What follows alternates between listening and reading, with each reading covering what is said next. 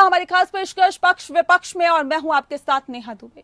पक्ष विपक्ष में हम उस मुद्दे को उठाते हैं, उस पर पक्ष विपक्ष की राय लेते हैं। आज का हमारा मुद्दा है उत्तर प्रदेश में लोकतंत्र का चीरहरण। लोकतंत्र को मजबूत करने के लिए लोकतंत्र का ही चीरहरण किया जा रहा है। गाली गलौज, मारपीट, बदसलूकी और गोलीबारी सब कुछ हुआ। ये हो रहा है उत्तर प्रदेश में। ब्लॉक प्रमुख बनने के लिए नेताओं ने सारी मर्यादाएं लांघ दी है। विधानसभा चुनाव से पहले ताकत के बेजा प्रदर्शन ने कई सवाल खड़े कर दिए हैं। उत्तर प्रदेश में ब्लॉक प्रमुख के 825 सीटों के चुनाव की नामांकन प्रक्रिया गुरुवार को पूरी हो गई, लेकिन इस दौरान जो कुछ हुआ वो बेहद शर्मसार करने वाला है।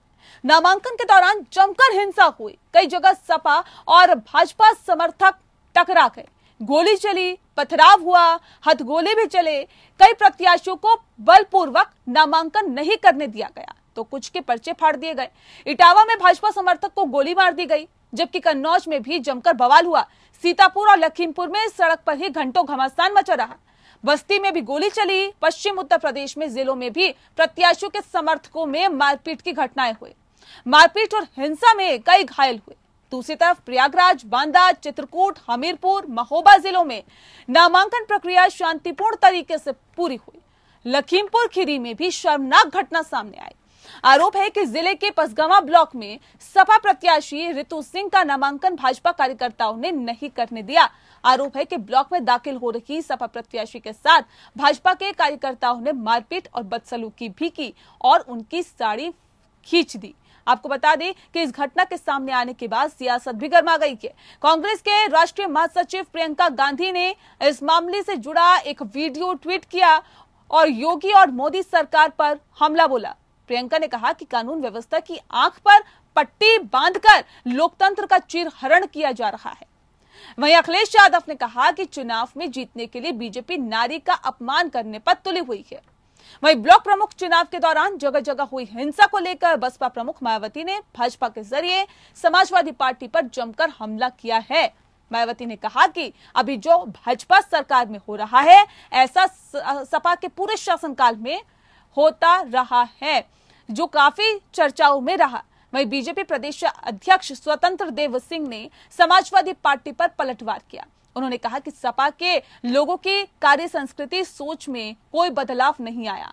प्रदेश में निष्पक्ष तरीके से चुनाव हो रहे हैं तो धनबल और बाहुबल के सहारे जीतने वालों में बौखलाहट है। हिंसा के बीच भाजपा ने 290 से अधिक सीटें निर्विरोध जीतने का दावा किया। राज्य निर्वाचन आयोग ने 289 सीटों पर निर्विरोध निर्वाचन की जानकारी दी। साथ ही 472 सीटों पर 2 या 2 से अधिक उम्मीदवार चुनाव में रहे। निर्विरोध निर्वाचन के बाद बची हुई सीटों पर 10 जुलाई को मतदान होगा। उत्तर प्रदेश में 826 ब्लॉक में है और ऐसे में इनमें से गोंडा के मोहेजना ब्लॉक को छोड़कर सभी 825 में चुनाव हो रहे हैं। सवाल है कि क्या हिंसा की बुनियाद पर लोकतंत्र मजबूत होगा? आखिर लोकतंत्र के चीरहरण के लिए आखिर जिम्मेदार कौन है?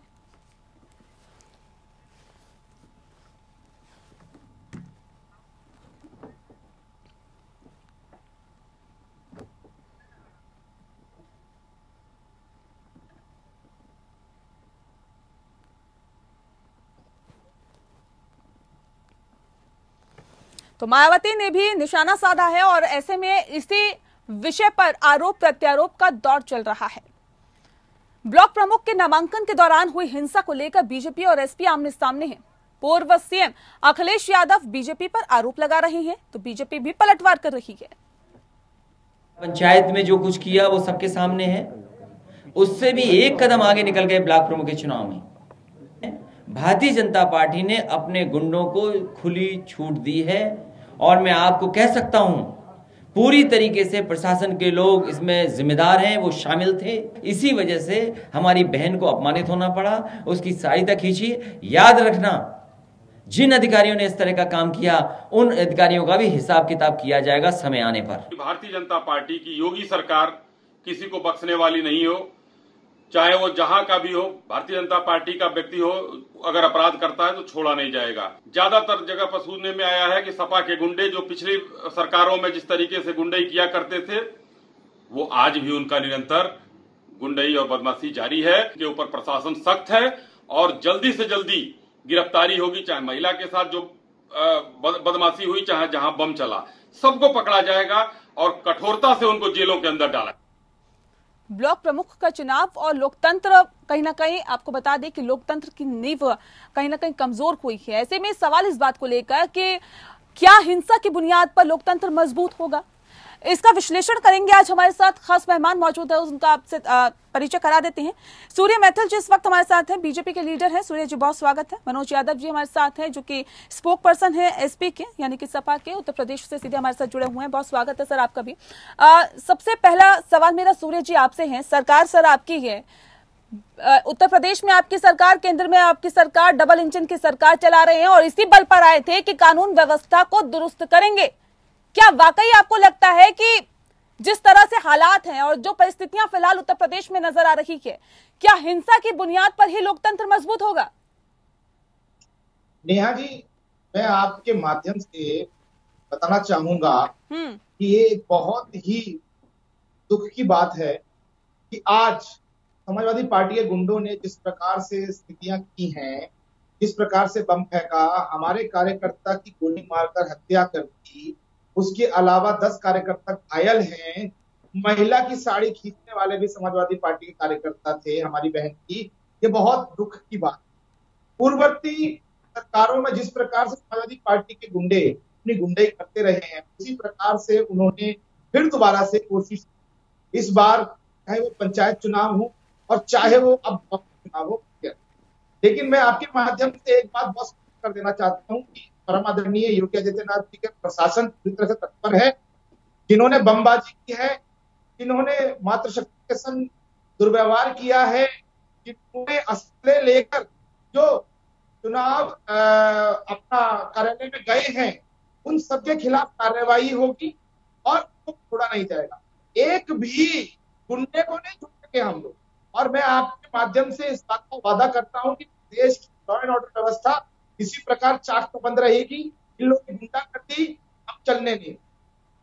जी मनोज जी, सवाल इस बात को लेकर है, बीजेपी लगातार हमलावर है और ये कह रहे हैं कि सपा की सोच में अभी भी बदलाव नहीं है। जो पहले हालात थे, जो सत्ता पर काबिज थे तब हालात थे, वही हालात अब है। सीधे सीधे आप लोगों पर आरोप लग रहे हैं कि ये हिंसा के लिए जिम्मेदार सपा के कार्यकर्ता हैं, सपा के नेता हैं। सर, किस तरह से इसे देखते हैं और क्या वाकई इसका यही मतलब निकाले कि सपा के कार्यकर्ताओं की वजह से ये हिंसात्मक घटना हुई है? देखिए नेहा जी, मुझे शर्म आ रही है कि मैं बीजेपी के ऐसे लोगों के साथ बैठ के डिबेट कर रहा हूँ जो खुली आंखों से, नग्न आंखों से देखने वाली चीज जुटला के आप अपनी पार्टी पे आरोप। मुझे शर्म आ रही है। टीवी चैनल पे लाइव चल रहा है, चुनाव आयोग ने कहा 8-9 सीटें निर्विरोध कर दी। जिन सीटों पर जीत का दावा कर रही है बीजेपी, हम गुंडाई कर रहे हैं और बीजेपी की सीटें जीत रही हैं। ये कौन सा मैथमेटिक्स है? ये कौन सा फार्मूला? ये कौन सी नई चलन आ गई है? अगर हम गुंडाई कर रहे थे तो निर्विरोध तो हमारे होने चाहिए था ना, हमारे तो नहीं हुए। विरोध किसके हुए? पर्चे किसके नहीं करने दिए गए? पर्चे फाड़े किसके लिए, किस पार्टी के लिए? केस शासन में इन करोड़ और किस धतराष्ट्र ने अपनी आंखें बंद रखी। मैं उस धतराष्ट्र को कोसता हूँ जिसके वो 100 करोड़, जिसमें दुर्योधन से लेके दुशासन सबसे और एक महिला की साड़ी पकड़ के जिस तरीके से बदतमीजियां हो रही थी, हथगोले चल रहे थे। किस बेसरने के साथ टीवी डिबेट पर बोलते हो? आपका भी घर है, बच्चे होंगे, बीवी होगी, माँ होगी, बहन होगी, क्या उसके सामने नजरें मिला पड़ते हो कि क्या झूठ बोल रहे हो टीवी पे बैठ के? शर्म आती है मुझको, रियल में मैं कह रहा हूँ। आज मैं अपनी आत्मा से कह रहा हूँ, अपने मेरा परिवार है, मैं उसको साक्षी मान के कह रहा हूँ। मुझे शर्म आ रही है कि मैं कैसे देश में हूँ और किस प्रदेश में हूँ जहाँ लोग उल्टा चोर को तो हमको डांटे। अरे हमारे साथ अत्याचार हुआ, हमारी बहन की इज्जत अपना लूटने की कोशिश हुई, उसको नग्न करने की कोशिश हुई, तो समाजवादी गुंडे। शर्म आती है उस धतराष्ट्र को जिसकी आंखों पर पट्टी बंधी हुई है, जो देख नहीं रहा है कि उसका बीजेपी जो भी आदित्यनाथ जैसे धतराष्ट्र गुंडे उत्तर प्रदेश में क्या दबाव। ठीक है सूर्य जी, सवाल इस बात को लेकर है सर, जीरो टॉलरेंस की नीति पर आप लोग चलने की बात करते हैं। प्रदेश में इतना सब कुछ घट जाता है, हिंसा होती, गोलीबारी होती है, किस तरह से पूरी घटना घटती है ये आप सभी ने देखा और विजुअल इसके साक्षी है। जो वीडियो निकल के सामने आई है वो इसकी साक्षी है। सर, इसके लिए जिम्मेदार कौन है, मुझे ये बताइए। नेहा जी, मैंने अभी सुना मेरे भाई मनोज यादव जी बहुत सारी बातें कर रहे थे, महाभारत और रामायण तक पहुंच गए। और मैं तो देख रहा हूं आज सुबह से ये मेरी तीसरी डिबेट है और तीसरी बार मैं समाजवादी पार्टी के एक प्रवक्ता को महाभारत और रामायण की बातें करते देख रहा हूं। जिस रामायण जी के मुख्य परम आदरणीय भगवान श्री रामचंद्र जी के सेवकों को जिन्होंने अयोध्या जी में कार सेवा की थी, उनके सरों में गोली मारने वाले, अयोध्या जी को रक्त रंजित करने वाले, सरयू के अंदर राम भक्तों की लाशों को बांध बांध के पत्थरों के संग फेंकने वाले यहाँ पर बैठ के रामायण और महाभारत की बातें कर रहे हैं। शर्म आनी चाहिए इन लोगों को। अब ये जो बात कर रहे हैं कि प्रशासन हमारे पास है तो हमारे लोग निर्विरोध चुने जा रहे हैं। अरे भैया, आपके पास जानकारी का अभाव है तो पहले जानकारी लेके आइए। आपको क्या लगता है कि केवल निर्विरोध भारतीय जनता पार्टी के लोग चुने जा रहे हैं? आपको क्या लगता है कि क्या प्रदेश के अंदर निर्विरोध सिर्फ भाजपा के उम्मीदवार चुने जा रहे हैं?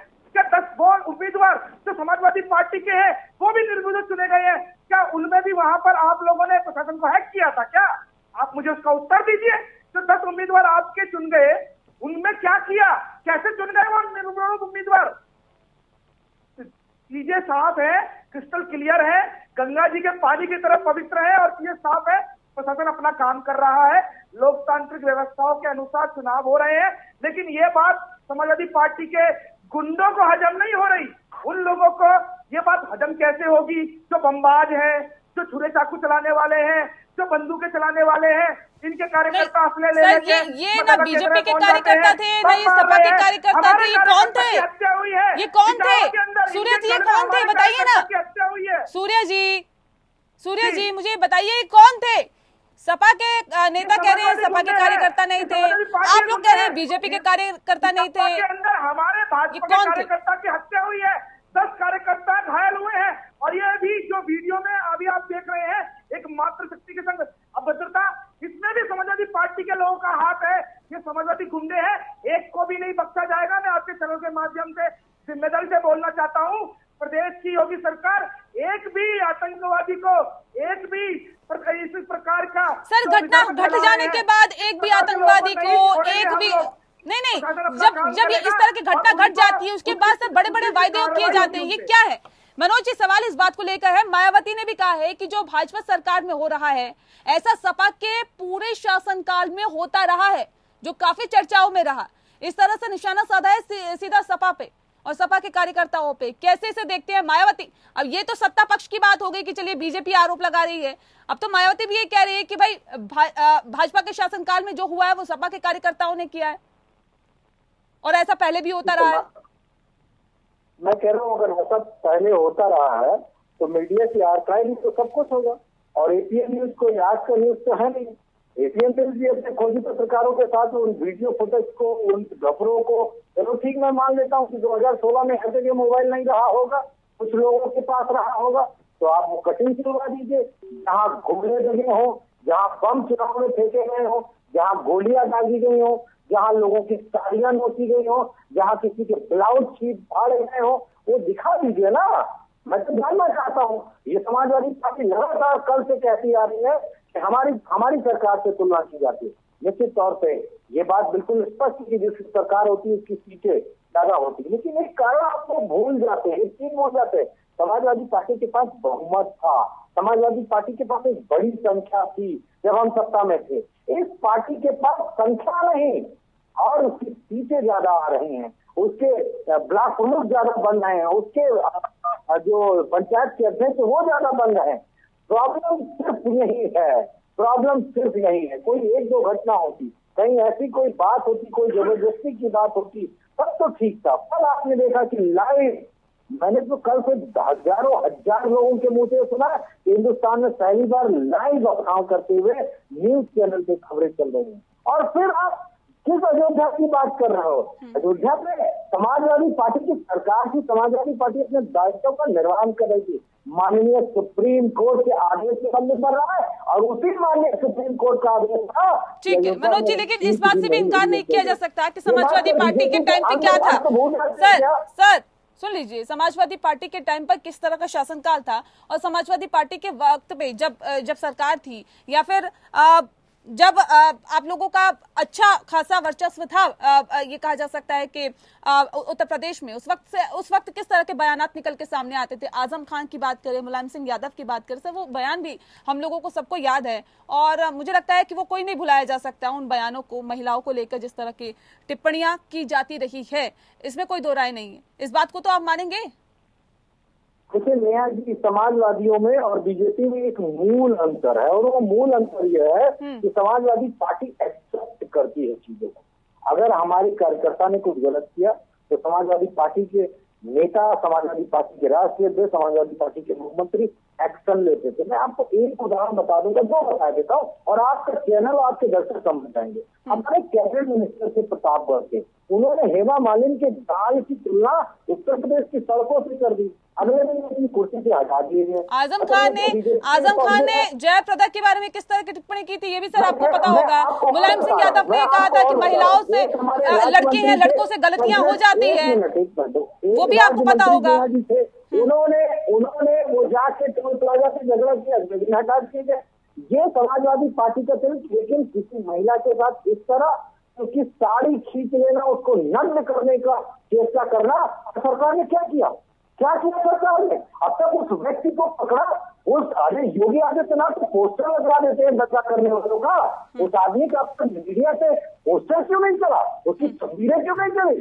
तो बेशर्मी भरी बात है। देखिए नेहा जी, अभी हमारे समाजवादी पार्टी के प्रवक्ता बड़ी बड़ी बातें कर रहे थे, कह रहे थे यदि समाजवादी पार्टी में कोई गलती हो जाती है किसी भी कार्यकर्ता से तो उसके ऊपर एक्शन लिया जाता है। तो मैं इनसे पूछना चाहता हूँ, यदि ऐसा था तो याद कीजिए गेस्ट हाउस कांड, जिसमें समाजवादी पार्टी के विधायकों और उनके सुप्रीमो श्री मुलायम सिंह यादव जी ने मिलकर एक दलित की बेटी के संग किस प्रकार की अभद्रता की, उनके कपड़े फाड़ दिए थे, उनका सूट फाड़ दिया था।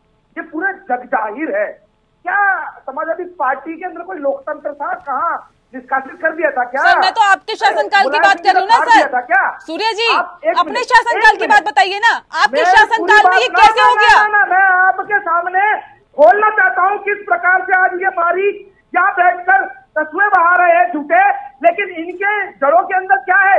इनके सुप्रीमो क्या कहते हैं मंच पे खड़े होकर लड़कों को कि यदि बलात्कार कोई लड़का कर ले तो लड़कियों की गलती हो जाती है, शर्मानी चाहिए। इनके आजम खान जी किस प्रकार से अभद्र टिप्पणी जयाप्रदा के ऊपर करते हैं, उनके मैं वो शब्द नहीं बोल सकता, क्या शब्द उन्होंने बोले? क्या लोकतंत्र था आपका? तब कहाँ गई थी आपकी नारी सुरक्षा और नारी सम्मान की बात? इस विषय पे आ जाइए ना, ये हिंसा हुई इसका जिम्मेदार कौन है सर? सूर्य जी इसका जिम्मेदार कौन है सर? एक बात बता रहा हूँ जिम्मेदारी से, जिस भी व्यक्ति ने अपमान किया है नारी का, योगी सरकार को छोड़ेगी नहीं और 24 घंटे के अंदर वो जेल के सलाखों के पीछे होगा। प्रशासन उस पर काम कर रहा है। जिन्होंने बमबाजी की है, अभी तक कितने लोगों को गिरफ्तार किया बताइए ना? एक दूसरे पर छींटाकशी करने का क्या फायदा है सर? अभी तक कितने लोगों को गिरफ्तार किया आप लोगों ने, बताइए? मैंने क्या बोला आपको नेहा जी? प्रशासन कार्य कर रहा है, एक इंसान इसके अंदर है क्या? वीडियो के ऊपर कार्य हो रहा है। लेकिन मैं यहाँ बैठकर समाजवादी पार्टी के मित्र से बोलना चाहूंगा, यहाँ बैठकर घरियाली आंसू मत बहाओ। तुम्हें जनता जानती है उत्तर प्रदेश की, तभी आज आपका सफाया हो चुका है। प्रदेश के अंदर जिस स्थिति में आप लोग पहुंच चुके हो, 2022 के चुनावों में केवल 22 सीटें आपकी आने वाली है। अभी गोमती वो बात की बात है ना सर। अभी इस मसले पे मुझे बताइए, मुझे इस मसले पे बताइए ना सर। ऐसे नहीं होगा ना सूर्य जी, जो मैं पूछ रही हूँ उसका जवाब दीजिए। ऐसा नहीं, क्या होगा क्या नहीं होगा मुझे वो नहीं सुनना है सर। सूर्य जी क्या होगा 2022 के चुनाव में सर, वो सभी के सामने आएगा ना, जो भी होगा उस पर अभी हम बहस नहीं कर रहे हैं। हम बहस इस मसले पे कर रहे हैं कि जो आज हिंसा हुई, सवाल इस बात को लेकर है कि आखिर उसका जिम्मेदार कौन है और कितने लोगों को गिरफ्तार किया है, बताइए ना। उसका जिम्मेदार केवल समाजवादी पार्टी क्यों नहीं अभी तक गिरफ्तारी हुई? बाहुबलियों को क्यों नहीं अभी तक गिरफ्तारी है? आपने देखा होगा मुख्तार अंसारी किस प्रकार से रोपड़ की जेल में बैठे हुए थे कांग्रेस शासित प्रदेश में। जब अब प्रदेश में आए तो उनकी सारी बीमारियां खत्म हो गई। गिरफ्तारी क्यों नहीं हुई? हर क्षेत्र के अंदर, चाहे वो पूर्वांचल ले लीजिए, चाहे वो पश्चिमांचल ले लीजिए। मनोज जी रखिए अपनी बात रखिए। प्रदेश की सरकार ने किस प्रकार से बाहुबलियों खत्म कर दिया, ये सब जानते हैं। प्रशासन विवेचना कर रहा है, प्रशासन कार्य कर रहा है। बहुत जल्दी आपको गिरफ्तारियां देखने को मिलेगी। बहुत जल्दी कब सर? जीरो टॉलरेंस पर हम आगे बढ़ते हैं। सीएम योगी आदित्यनाथ वक्त देते हैं इतने टाइम पे, हमें ऐसा चाहिए, उसके बावजूद अभी तक कोई गिरफ्तारी नहीं। ये तो सवाल खड़े करेंगे ना सर आप पे। आरोप लगाने से क्या होगा? गिरफ्तारी करिए ना अगर समाजवादी पार्टी के कार्यकर्ता थे तो। 24 घंटे का। ठीक है मनोज जी, जल्दी से अपनी बात रखिए। देखिए नेहा जी, मैं तथ्यों से परे नहीं जाऊंगा, मैं तथ्यों पे बात करूंगा। आवेश अच्छी चीज होती है, आवेश में कहना चाहिए, लेकिन विपक्ष में आवेश अच्छा लगता है। सत्ता में जवाबदेही जनता ने तय की, तो जनता को आपकी जो रिस्पॉन्सिबिलिटी तय की है उसके आधार पे बोलना चाहिए और बड़ा संयमता के साथ जवाब देना चाहिए। सारे फुटेज आप देख रहे हैं, पुलिस के सीओ लेवल से लेके दरोगा, इंस्पेक्टर, पुलिस, होमगार्ड, सब वीडियोज में सामने दिख रहा है। अब बता दो, आपके चैनल पे ब्रेकिंग कैसे चली कि इतने पुलिस वाले सस्पेंड किए गए? अगर किए गए होंगे तो निश्चित तौर पर सरकार की सराहना आपको भी करनी चाहिए और मुझे भी धन्यवाद सरकार को देना चाहिए। किस वाले को सस्पेंड किया गया? अच्छा, करोगे भी कैसे? उसी पुलिस के सहारे तो चुनाव जीत रहे हो, उसी पुलिस के सहारे तो आप निर्विरोध बन रहे हो, तो उससे कार्रवाई तो आप कर नहीं सकते हो। हाँ, गिरफ्तारी बीजेपी के गुंडों की होनी चाहिए। अगर आप नहीं करोगे, पुलिस सबकी बन रही है, आप जो कर रहे हो ना, हमें डर से इस बात का है। हम पे तो गुंडों का आरोप है ना कि हम गुंडों वाली पार्टी, ये गुंडों की पार्टियां एक आपकी। शांत रहो, चुप रहो, बीच में मत बोलना, बीच में मत बोलना। मैं आपसे बहुत बड़ा गुंडा हूँ, योगी आदित्यनाथ से बड़ा गुंडा हूँ, समझ लेना, सुन लो लेना। और समाजवादी पार्टी को कहा जाता है कि उनके कार्यकर्ता बहुत वोकल है, बहुत तेजी से अगर नहीं आ जाते। एक एक करके ऐसे नहीं, देखिए ऐसे नहीं, मर्यादा में रहते, नहीं ऐसे नहीं, इस तरह से नहीं, एक एक करके अब आप नहीं सभ्यता के साथ, इस तरह से नहीं, एक एक करके।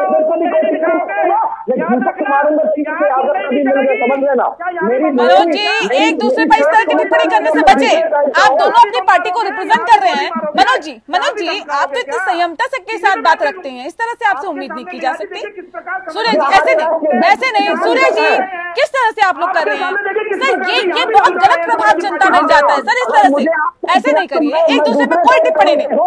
मैं प्यार से बात करना चाहता हूँ, लेकिन अगर मुझे मनोज जी आराम से, ऐसे नहीं, आप नेशनल टेलीविजन पर बैठ के इस तरह से एक दूसरे को धमकी नहीं दीजिए, प्लीज। सूर्य जी, मनोज जी, इस तरह से नहीं आप लोगों से उम्मीद की जाती सर।